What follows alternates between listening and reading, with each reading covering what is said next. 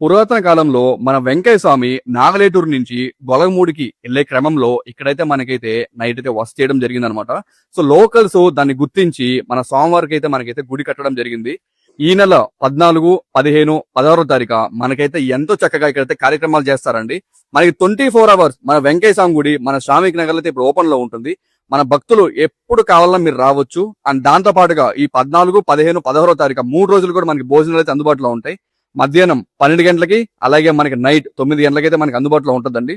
ఈ నెల 14వ తారీఖు అశ్వత్థ నారాయణ కళ్యాణం, అండ్ 15వ తారీఖు సుదర్శన హోమం, అండ్ 16వ తారీఖు ఐరావత వాహనంపై స్వామివారికి అయితే నగరోత్సవం చేస్తారండి. ఈ గుడి కోసం స్టార్టింగ్ లో ఎంతో కష్టపడిన నీరదమ్మ గారికి నా సైడ్ నుంచి, మన ఫాలోవర్స్ సైడ్ నుంచి థ్యాంక్స్ అయితే చెప్తున్నానండి. దీని అడ్రస్ విషయానికి వచ్చేస్తే మన కొత్తూరు కాడ నుంచి టువర్డ్స్ వైఎస్ఆర్ కాలనీ పోతాం కదండి, అక్కడ ఎవరిని అడిగినా సరే వెంకయ్య స్వామి గుడి అని చెప్పేస్తారు. తప్పకుండా మన ఫాలోవర్స్ ఈ కార్యక్రమంలో పాలు పంచుకుంటారని చెప్పేసి మనస్ఫూర్తిగా కోరుకుంటున్నానండి.